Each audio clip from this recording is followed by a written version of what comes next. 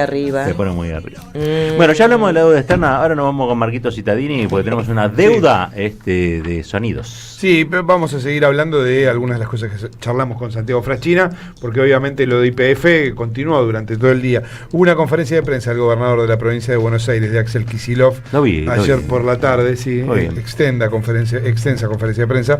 Vamos a compartir algunos momentos de esa conferencia. Arranquemos por algunas de las cosas que se están discutiendo por estas horas. Las acciones de YPF no quedan a disposición del Poder Ejecutivo, menos todavía de un país extranjero.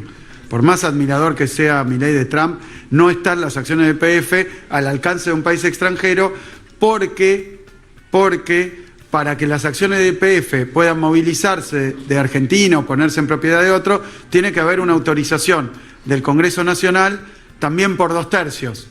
Por 2/3, o sea que aunque Milei tuviera la vocación, la voluntad o la compulsión y el deseo de entregar acciones de YPF a quien se las pida, no puede hacerlo sin pasar por el Congreso. Pero lo que plantea el expresidente de YPF es que además, en la ley de soberanía hidrocarburífera por la que se recupera YPF, en esa ley se deja, no sé si fue la de expropiación o la de soberanía, pero se deja claro que la propiedad, cuando se recuperan las acciones, que el 49% de las acciones de YPF son propiedad no del gobierno nacional, sino de las provincias argentinas. Bien, ahí estaba entonces Axel Kicillof. Vamos a compartir otro momento porque cierra en un momento esto de, bueno, quizá lo que quieren hacer es entregar las acciones de YPF, ¿no? Nosotros ayer nos lo preguntábamos, ¿es ideológico o hay negocios en el medio? Porque incluso en algunas de las notas de la cobertura de la derecha, tipos que están convencidísimos de que la Argentina tiene que ser absolutamente privatizada, se deslizan la posibilidad de ciertos negocios. Viste que Adorni respondió, sí, vocero oficial de gobierno, no sé si va a asumir o no acá en la legislatura. Sí, ¿Va a asumir? Prometen que sí, lo va a reemplazar Javier Lanari, pero no exactamente con el mismo. No sé si de Guatemala o de peor. Bueno, y lo que dijo es que necesita una mayoría grabada en el Congreso para abrir la discusión sobre las acciones de YPF. Como saben que no tienen la chance y la posibilidad hoy, después de las elecciones vemos, han rechazado, ¿no? Y han hecho lo que corresponde, decirle, mire, no se meta en estos asuntos. Efectivamente. Hoy, después de las elecciones vemos. Claro. Hoy no tienen número bajo ningún concepto. ¿Por qué? Porque incluso aquellos que le han dado pedal al gobierno ahora están plantados, ¿no? Todas las provincias, etcétera. Totalmente. Bueno, ayer se dieron una serie de situaciones complejas, incluso en el Senado de la Nación, con comisiones que querían levantar. Una en la que una senadora macrista, por ejemplo, se quería levantar y cerrar una comisión, y Mariano Recalde tuvo que hacer lo que corresponde, que es continuar, porque nadie se quería levantar, ninguno de los senadores, incluso algunos del PRO, tampoco lo querían hacer. Bueno, eso es lo que se está viviendo en este momento en el Congreso, hay una especie de rebelión de gobernadores. Una parte de esos gobernadores están negociando, hay que decirlo, obviamente, y otra parte, bueno, continúa con las mismas convicciones que los llevaron a enfrentar al gobierno hasta ahora. Son los menos, quiero decir, ¿no? Vamos a escuchar, porque hablábamos de esto entonces, de los intereses del gobierno de Milei, y Axel Kicillof alerta acerca de esto.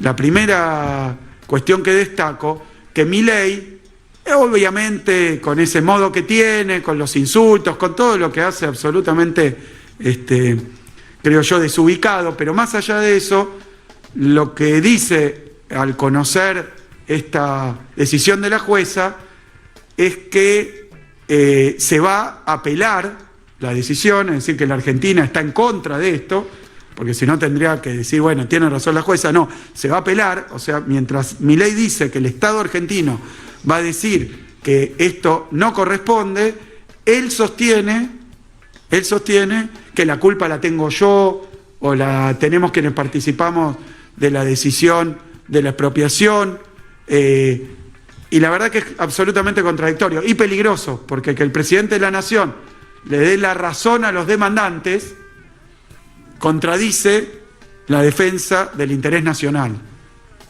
Milei pone en riesgo el interés nacional. Hoy lo que se impone es denunciar al gobierno y a Milei por el ataque a la soberanía nacional y por poner en riesgo a YPF, está poniendo en riesgo YPF, lo cual también llama a diferentes investigaciones que nosotros vamos a iniciar, porque se sabe que Milei, su gobierno, como pasó con el caso, la estafa, la de las criptomonedas, que tiene vínculos, se supo, yo esto no lo puedo afirmar porque, por eso digo que lo vamos a investigar, con representantes de ese fondo buitre. También sus viajes al extranjero permanentes, esta situación del procurador y subprocurador, bueno, todo es muy sospechoso a la vista de lo que estamos viviendo hoy. Un presidente que le da la razón, que no la tienen, a fondos buitres que se quieren quedar con YPF. Bien, ahí estaba entonces el gobernador de la provincia de Buenos Aires. Vamos a rescatar un audio que es de antes de ayer, pero que ayer no lo compartimos, y vos lo habías mencionado. Entonces es interesante escuchar a Sarabia Frías, al ex procurador de Mauricio Macri. Un hombre, digo, muy... Sarabia Fría, el cuenta ganado. Claro, sí. Un hombre muy del macrismo, un hombre que llegó a la procuración y dijo, che, tenemos que resolver el tema del correo. Como para que se entienda, sí, claro, quién es el personaje, ¿no? Porque si no, parece que estuviéramos hablando de o un libre pensador o un tipo cercano al kirchnerismo, no, todo lo contrario. Hablaba hace 2 días con Carlos Pañi, aquí ayer lo mencionamos, pero no lo escuchamos. Escuchémoslo.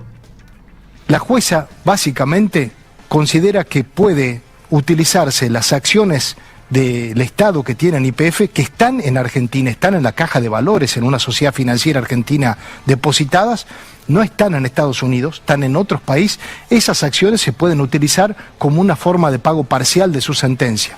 Y esto viola muchos principios, y hasta leyes americanas y leyes argentinas. Por ejemplo, hay una ley que es la ley de inmunidad soberana en Estados Unidos que impediría utilizar este tipo de activos, estas acciones, como un modo de pago, un mecanismo, una herramienta de pago. Hay un principio internacional que se llama International Committee, que en esencia es histórico, tiene gran trascendencia en la costumbre internacional, y lo que dice este principio es que el Estado americano no puede inmiscuirse en asuntos internos de otro país. Bueno, ahí estaba entonces Miguel Sarabia Frías, para que lo entiendan, es el ex procurador de Macri. Sí. Un macrista absoluto. Sí. Porque digo, en el sentido además de la defensa de los intereses del macrismo. Bueno, hay unos y hay otros también, ¿no? Porque Juan José Aranguren, que fue ministro de Energía de Mauricio Macri, se sostiene en lo mismo que sostuvo durante buena parte de su vida. Es un hombre de Shell, es un hombre de la corona británica, no es un hombre, digo, ¿no? Es más en su casa probablemente haya ondeado más veces la bandera británica que la argentina, digámoslo de este modo. Y entonces, en una entrevista que le hizo Alejandro Berkovich, bueno, un poco iba en línea con los fondos buitre. Digo, para que entendamos quiénes son los actores en cada caso, ¿no? Escúchenlo a Aranguren. ¿A usted le parece bien o le parece mal que el Estado argentino haya recuperado el 51% y el control de YPF en aquel momento, con Vaca Muerta recién descubierta? Me parece que era innecesario. ¿Podía haberse desarrollado Vaca Muerta sin la guía Totalmente de acuerdo. Yo les recuerdo... ¿Cómo lo iban a hacer sin un convenio como hizo YPF con Chevron? De la misma manera que lo hizo YPF con Chevron. Y quiero recordar algo. Pero YPF perforó pozos a pérdida, Juan. Con Chevron perforó pozos a pérdida YPF. Durante 4 o 5 años perforó pozos verticales en vez de perforar horizontales. Exacto. Esa es la historia que yo cuento acá. Si tenía, de alguna manera, había convocado un experto en mercados regulados para poder lograr que la compañía se manejara conforme a los intereses nacionales, lo que tenía que hacer era convocar a ese experto en mercados regulados para que hiciera las cosas para las cuales fue convocado. Sí, claro, sucede todo el tiempo que los privados hacen a pérdida exploración, ¿no? Digo, de hecho, pasó con la YPF privatizada. Hay algo pasó. Claro. Ayer estábamos hablando sobre estatización y en realidad el drama no fue la restatización, sino la privatización. Uh-huh. Repsol dejó de explorar, no hubiese Vaca Muerta si el Estado no hubiese recuperado, por decisión de Cristina Kirchner, YPF. No digo, a ver, yo entiendo lo que dice el señor habla desde una posición que es la que bien marcabas vos, ¿no?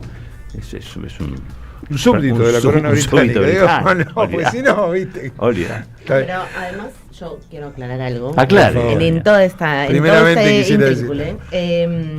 Como neuquina, además, que vivió ese proceso de privatización, digo, lo que se saca de la ecuación, aparte de que uno ha escuchado mucho estos días la cantidad de producción, cómo cayó la producción, es lo que implicó para dos ciudades como Cutralcó y Plaza Huíncul convertirse en ciudades fantasmas.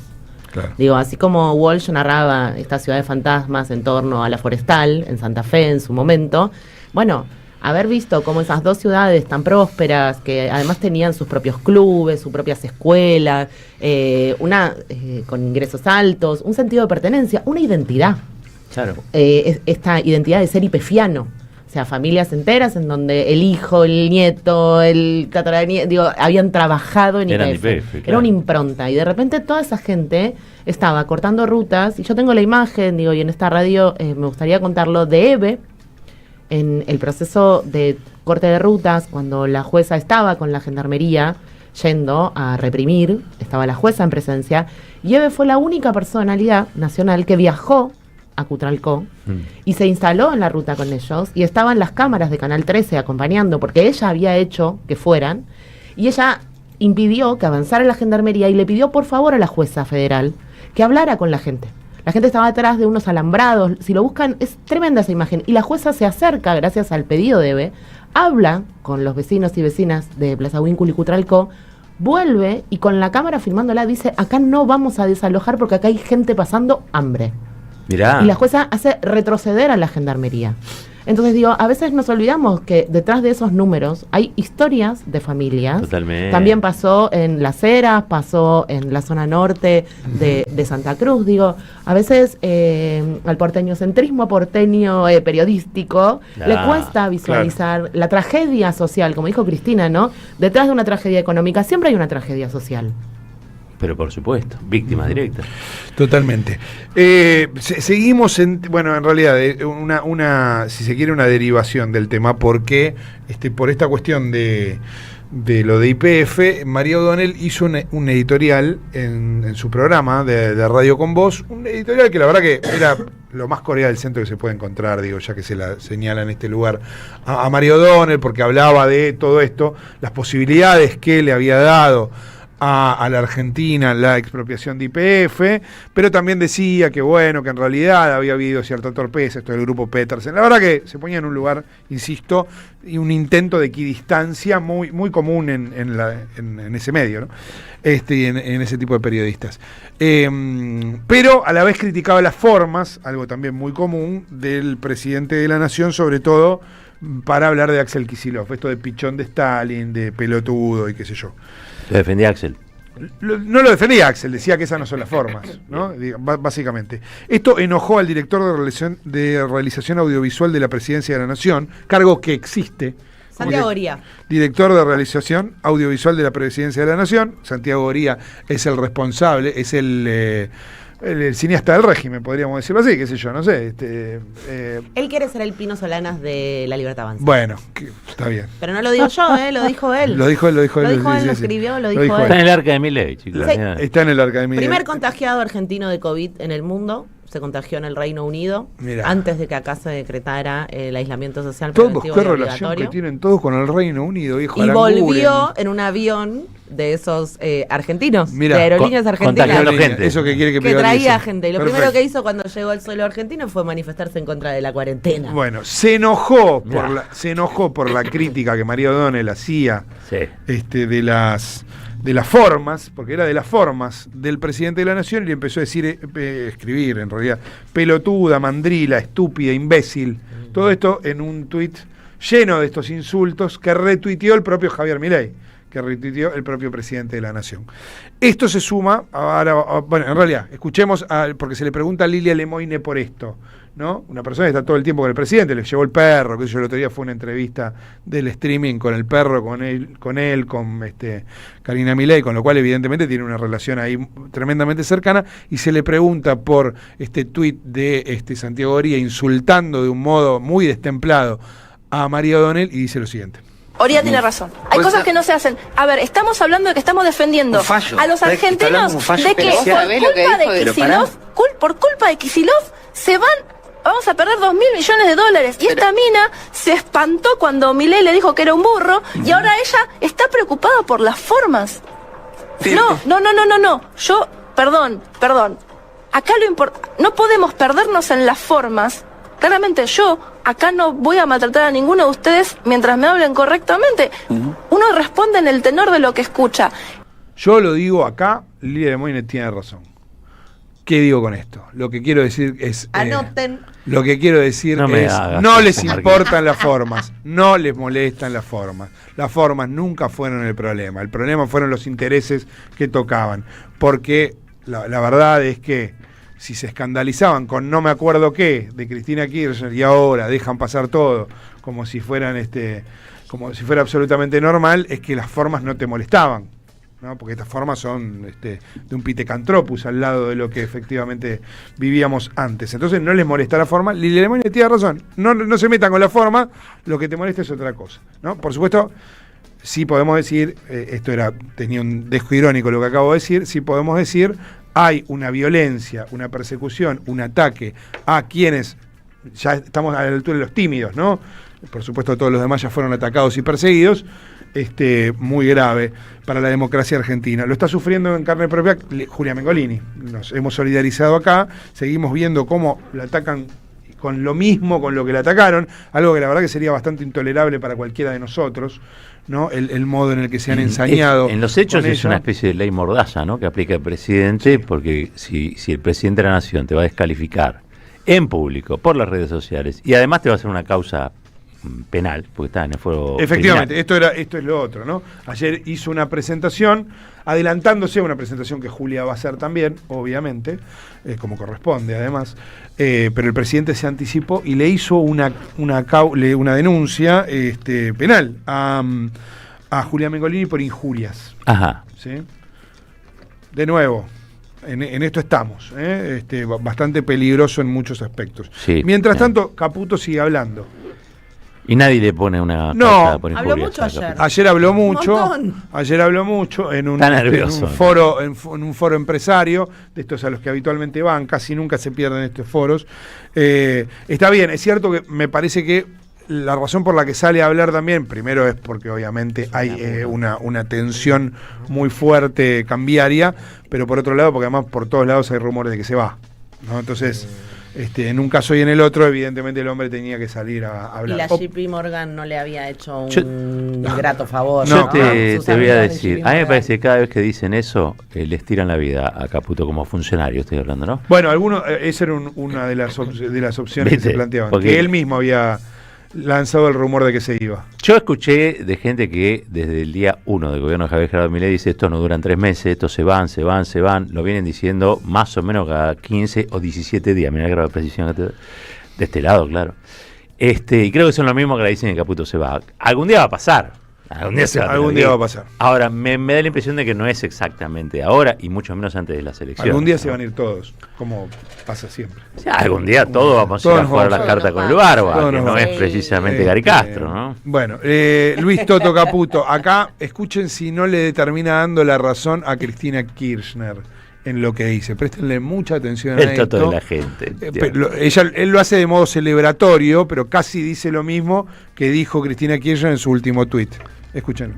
Si Federico se quiere ir de viaje con su familia a algún lugar y tiene que comprar dólares y Chembo los tiene que vender porque quiere pagar el alquiler, entonces le vende sus dólares a Federico, fue una transacción entre privados. Los dos están contentos con su transacción.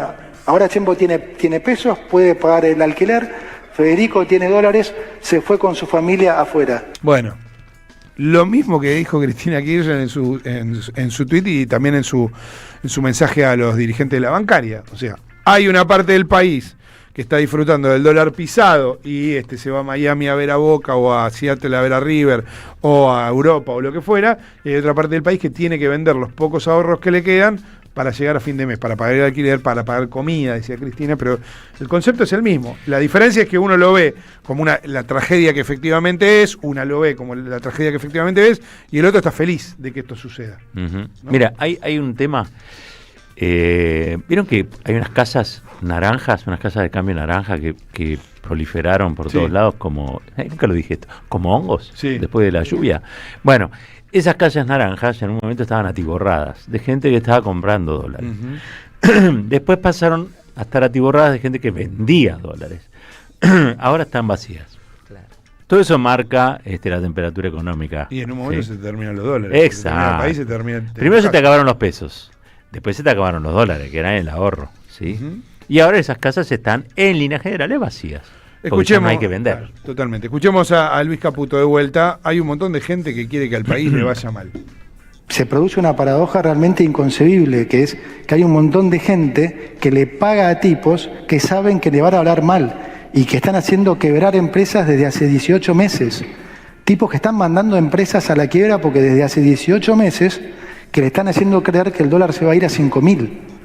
Y les mienten y todas las veces buscan alguna excusa diferente para intentar hacerles creer que la cosa va a ir mal. En algunos casos es como dice el presidente y son burros, y no hay que tener, digamos, no lo digo de malo, es una realidad.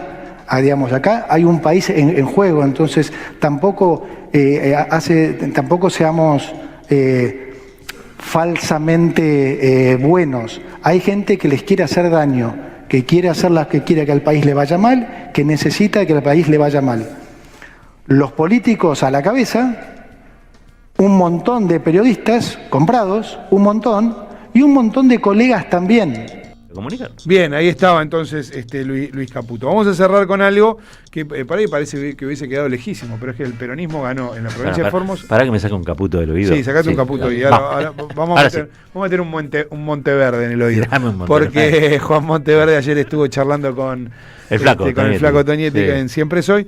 Me parece que hay que recordar que hace 2 días nada más el peronismo ganó en Formosa de modo irreprochable, más allá de que pidan, hayan salido todos como locos a pedir intervención. Ayer en otro lugar donde trabajo nos cortó Paul Troni porque tiene como el aceite de cortar cortó cuando no se le gusta indignó porque le planteábamos que él estaba cuestionando el mismo sistema que lo llevó republicano que él lo llevó al Senado, ¿no?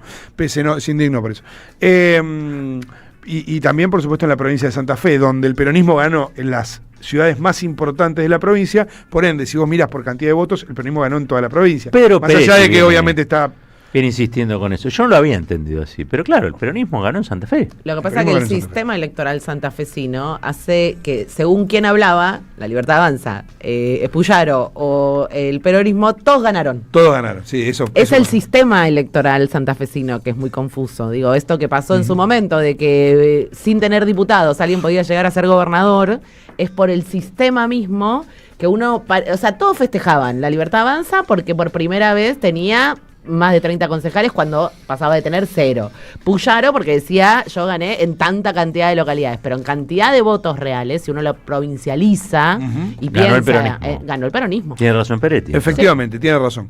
Y Juan Monteverde lo que dice en este pasaje que vamos a compartir con ustedes es algo que ya había dicho Cristina y que además el propio Monteverde reconoce que charló con Cristina después de la victoria. Esto de no hay una derechización de la sociedad, lo que hay es una crisis de representación, ¿no? Algo que hay que volver a representar, dijo Cristina en la entrevista que le hizo El Gato hace unas semanas. Y Juan Monteverde dice, de esto hablamos con Cristina cuando se comunicó conmigo, y bueno, él también lo plantea en la nota que le hacía ayer Tonietti. Gobierna el mismo frente hace 40 años, de la vuelta de la democracia, se alternan en el poder socialistas y radicales, y hacía 30 que la oposición no ganaba una elección. Por eso tiene una significación para nuestra ciudad enorme, porque se rompió esa idea de que parecía que solamente había una fuerza capaz de gobernar la ciudad, y después la significación en términos nacionales. Para mí es un orgullo que la ciudad de Rosario, la segunda ciudad de la Argentina, sea la primera en ponerle un freno al modelo de Milei, porque ellos, después de la victoria en la ciudad de Buenos Aires, el propio presidente dijo, ahora la tarea es pintar de violeta todas las ciudades y todo el país. Lamento informarle que llegó hasta Rosario y en Rosario le pusimos... En Rosario no sucedió. Bien, ahí estaba entonces Juan Monteverde. La nombramos y tuiteó, no sé. La expresidenta Cristina. Nos está escuchando. O no sé, no nos está escuchando, o qué sé yo, no sé.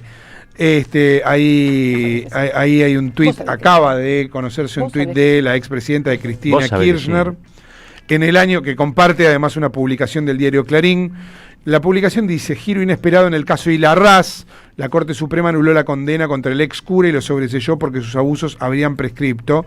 El máximo tribunal falló a favor del ex sacerdote, que cumple una pena de 25 años de prisión por abuso y corrupción de menores. En 2018 fue declarado culpable de ataques sexuales contra 7 chicos que estaban en su cargo. Entre 1988, que estaban a su cargo, perdón, ¿no? Entre 1988 y 1992. Y lo que dice Cristina a esta noticia que acabo de leer de Clarín es: en el año 2024 nuestro Papa Francisco lo expulsó de la Iglesia. Ayer, por unanimidad, la Corte Suprema de Rosati, Lorenzetti y Rosenkrantz anuló su condena de 25 años de prisión y lo sobreselló. Demoledor. Sin palabras. Demoledor. Exacto. Demoledor. Y además el argumento para sobreseerlo fue que había, básicamente, que prescribió, que no, o sea, aceptó lo que planteaba la defensa y retó al tribunal por haber equiparado a un delito de lesa humanidad en términos de no aceptar la temporalidad que había sucedido, y los retó. O sea, no solo los sobreselló de estos delitos aberrantes, que además están basados en pruebas, en testimonios de los pibes, que tiene un agravante. Los pibes habían querido declarar antes, no es que prescribe porque sí, y no le tomaban la denuncia.